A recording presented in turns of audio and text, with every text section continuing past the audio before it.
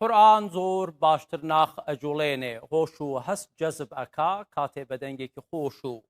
ئەدایەکی کاریگەرە خوێنرێ گەرەنگ نییە بە چ زمانێ قسە ئەکەی بەڵام کە گوێت لە دەنگێکی وا تەسکیندار و بەرز ئەبێ لە گەروەیەکی پاک دێتە دەرەوە پێش ئەوەی تێی بگەیت دەنگە خۆشەکەیە ڕاتەکێشێ هەرگیز لێی تێر نابی ئەم وەسفە پڕ بە باڵای عەبدولباستی مەسرە لە ناو کوردیشا قورئان خوێنی هەڵکەوتووی دەنگ خۆش زۆرن ڕەنگە دیاترینیان ڕەعەت کوردی بێ ئەم گەنجە ناودارە کاریگەرە دەنگێکی زۆر تایبەت و خۆشی هەیە وەک گەوهەر لە گەروەیەکی پاکەوە دەرەچێت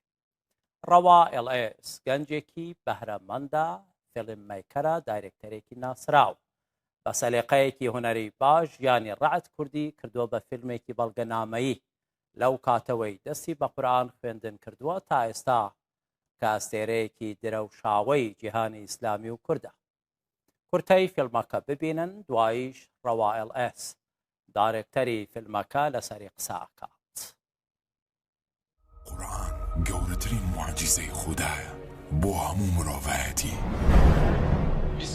لە دنیای ئیسلامیدا چەندین قورئان خوێن بوونەتە قوتابخانەیەک بۆ هەموو قورئان خوێنە لاوەکانی ئێستا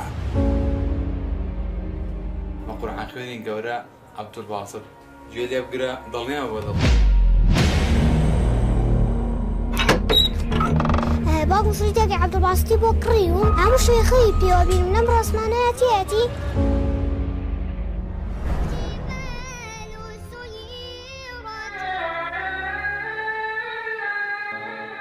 لرأيته خاشعا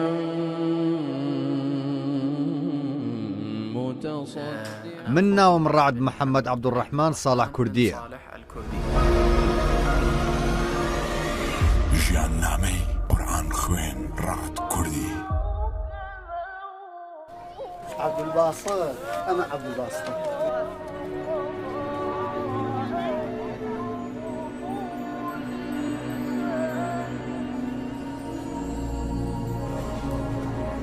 ئەوەش ڕەسوانە دەست خۆش سەرچاو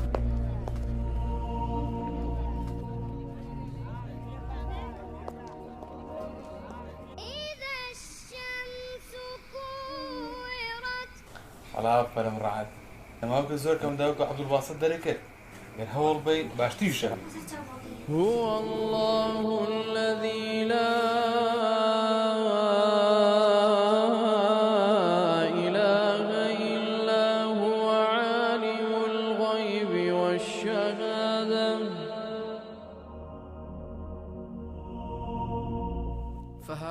قورئان خوێنە کۆنەکان خوای گەورە ڕەحمیان پێ بکات بۆ ئێمە قوتابخانە بوون من خۆم هیچ قورئان خوێنێک ناناسم کە بە تەواوی شارەزای تەجوید و یاساکانی خوێندنەوەی قورئان بێت ڕێگاکە دوور و درێژ بوو لەبەر ترس کە ڕۆشتم و لە میحراب وەستام گوتم ئەڵڵاهو ئەکبەر یەکسەر ترسەکەم لەسەر لاچوو هو الله الذي لا إله إلا هو لەگەڵ بەرەمهێنەر و دایرێکتەری ئەم فیلمە بەڵگەنامەیە قسە دەکەم ڕەوا LS لە ستودیۆیە و ئیشێکی باشت کردووە لەو کورتەی بینیمان زۆر فیلمێکی خۆش دیارە ئەمە 7 دقەیەوە نییە بەڵێ شۆر فیلمەکە 7 دقەیە و ئینتەرویۆکەی خۆشی نزیکی 30 دقەیە واتە کۆ ئەبێتە 37 دقە بەم نزیکانە هەمووی لە ڕوودا لە ڕوودا بە دڵنیاییەوە باش ئامانجت لەم فیلمە دۆکیومنتاریەتی بەنای خۆی گەورە و میهرەبان طبعاً هەر کارێکە کردومانە لەبەر خۆی گەورە بۆ و هیچ مەبەستێکی دنیاییتیانە